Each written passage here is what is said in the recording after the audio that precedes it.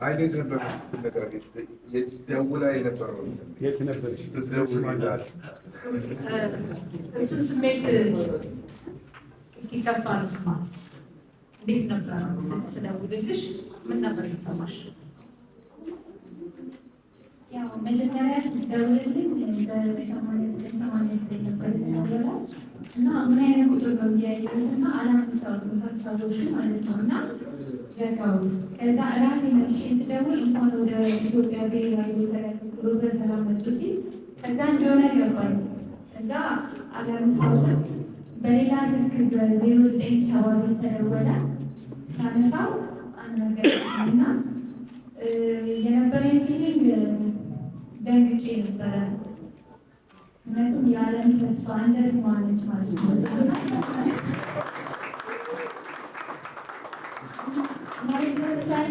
ያለችን ሰምታሻለች ያለችን ድምፅ መቼም አልረሳውም። ምክንያቱም እኔ መሰማት ነበር የምፈልገው። ከገንዘቡ በላይ የድንግልን ተአምር እዛ ጋር በሚዲያ ላይ ስለተወራ እጅግ በጣም ደስ ብሎኛል እና በጣም ደስ ያለኝ እኔ በቃ ድንግል ማርያም ሰምታኛለች ለካ እኔ የማወራው ነገር ሁሉ እግዚአብሔር ጋር ይደርሳል ብዬ ነው ያሰብኩት እና እሷም እኔን እንደምታበስል ሁሉ አሁን በኋላ ላሉት እንደዛው እንድትሆን እፈልጋለሁ። ለዛም እሷም ተሰጥታለች በዚህ ነገር ሲጀመር የተሰራችው ለዛ ይመስለኛል።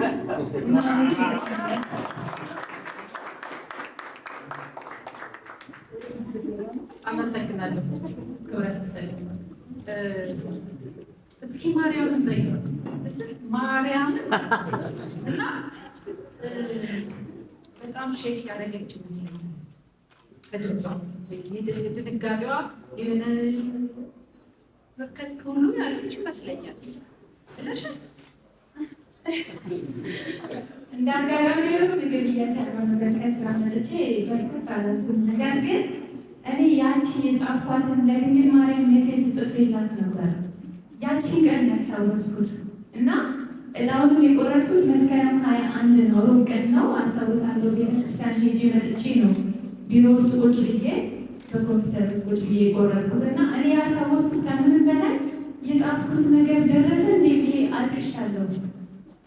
እና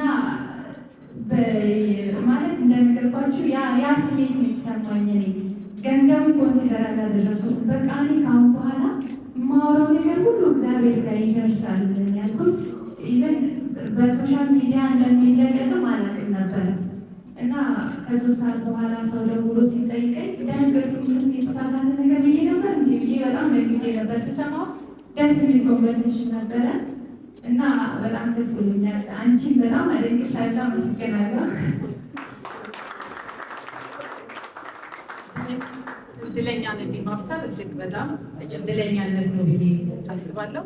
ለዛ ስለታደል አመሰግናለሁ። የስልሳ ሚሊዮን በዘሬ ብቻ ወስጄ ዘማለ። ስለዚህ ለስምራት ብቻ 60 ሚሊዮን እንዲደርሳት ፍላጎት አለን። ስለዚህ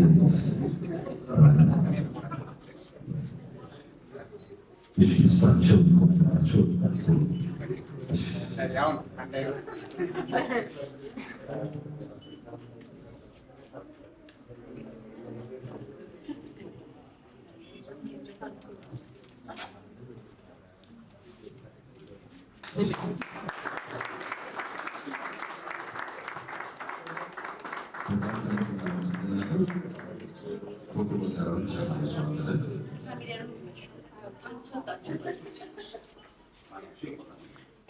ቼኩን አምጥቷል።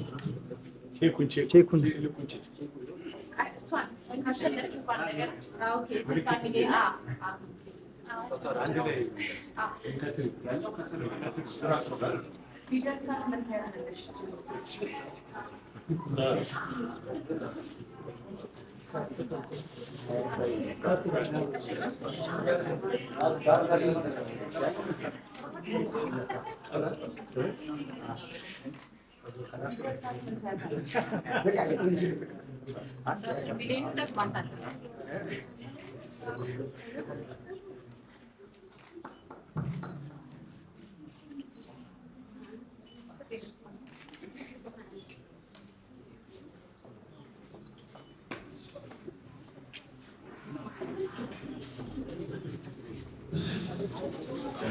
እናመሰግናለን።